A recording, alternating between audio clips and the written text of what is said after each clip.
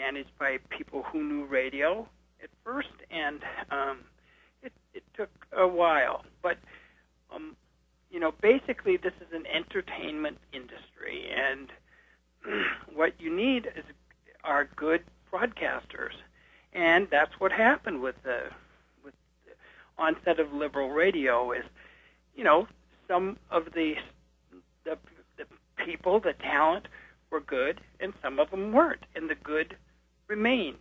Rachel Maddow, Ed Schultz, the good ones, Randy Rhodes, they survived because they have talent. The other ones fell away. So, it's conservative talk radio got a big knee up in the beginning with Rush Limbaugh. And the main problem that they have remained such a monopoly, the philosophical monopoly on the radio, is because, the talk, conservative talk saved AM radio. It was had just taken another terrible blow by FM, which took away all the music, and they thought they were dying back in the late 80s, in the 80s, and all of a sudden along came Rush, and Rush, and 1,000 clones saved radio. And most of these programming directors, they're risk averse. They don't want to try anything new, and that's why they haven't dared stray too far from the Rush Limbaugh model. Who do you think is the most hate-filled right-winger out there? Oh, man. Savage, I guess. Yeah. I would definitely... He just doesn't give a damn what he says. And, people love him for it, too. He's huge. It's kind of like that, car wreck kind of thing. You're just like, what is he going to say next? Right. And, but, yeah, I mean, this is their bread and butter. With those remarks that you read in Media Matters, in general, when they're just trying to get the name in the paper, which will fluff up their ratings. I mean, believe me, that's, I don't even know if Michael Savage believes what he says. Right. Now, since you mentioned Rush Limbaugh, and how closely aligned do you think the politicians are with the Rush Limbaughs of the world? I mean, do you think they turned him them to advance Republican policies and goals? I think they have, but I don't think they always do. I think he's his own power now, I think he carried their water for a long time. Right. But, he did not like McCain. He, not sure who he would have supported, but he led the fight on the immigration reform, and, he kind of represents the more right-wing, the more conservative edge of the party. He's kind of a loose cannon, but he is so powerful. He commands so many listeners, But on the other hand, he held very little clout in the last election. Right. Really, people didn't pay any attention to that stuff this time. It really shocked me. I was really surprised. None of that mud stuck on Obama or anybody else. Isn't that part of what hurt John McCain's campaign? Because, in my opinion, you had Sean Hannity basically running McCain's campaign. In the last week or so before Election Day, you had Hannity hollering about Rashid Khalidi, the professor that Obama attended a dinner with, or something like that. And then, of course, he's hollering about this tape that the LA Times had. And then, what do you know? John McCain starts demanding this tape on the campaign trail. And I'm thinking to myself, this is exactly what Americans don't want to hear in this time. So didn't McCain follow talk radio too closely? I would say so. I think he sold his soul to the right wing of the right wing party. Yes, sir. You know, he never used to be that way.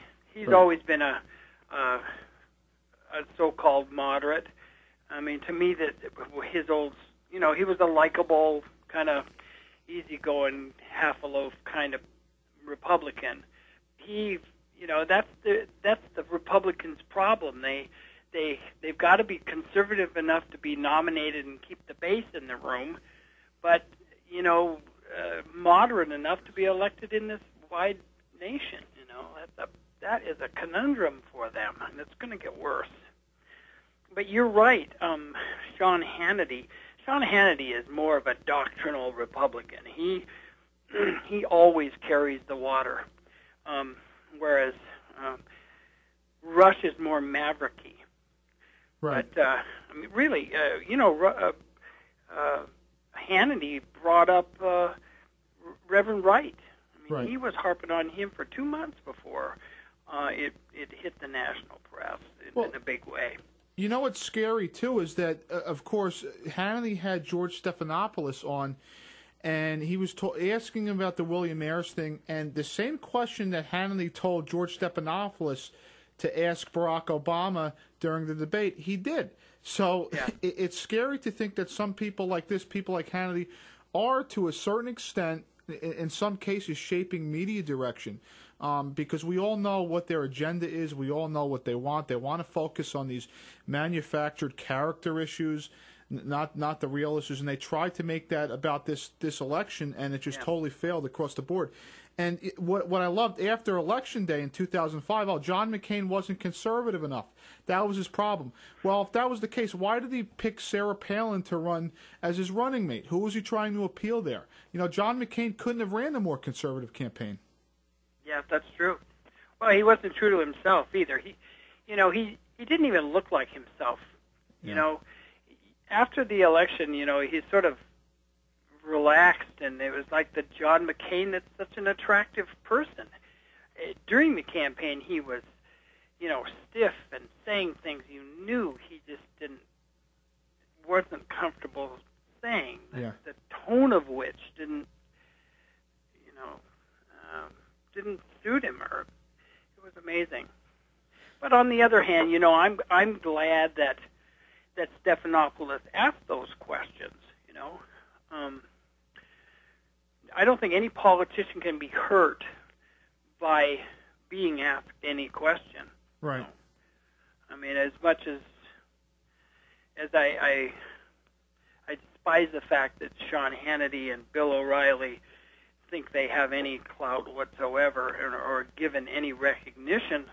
On the other hand, if those questions that they are bringing up day in and day out, and even after they've heard the answers, you know, are not addressed, they just fester with those goofy people. And the problem is, and you and I were talking about Media Matters before we went on air here, the problem is that they distort these relationships. Media Matters made Sean Hannity their 2008 Misinformer of the Year.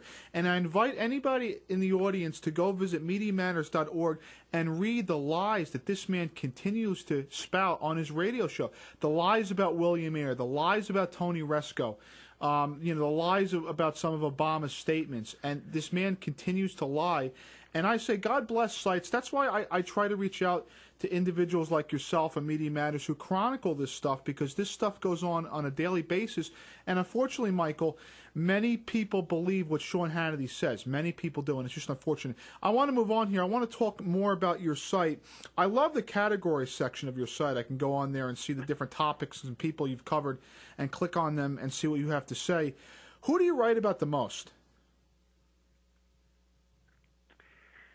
Ooh, who? I'm not sure who. I go through phases, you know. I've certainly written a lot about Bill O'Reilly. He had a local angle, you know. He gets on people and he sends his thugs out to thrust a microphone in their face. Yeah. He one of our editorial writers, a younger woman, 30-something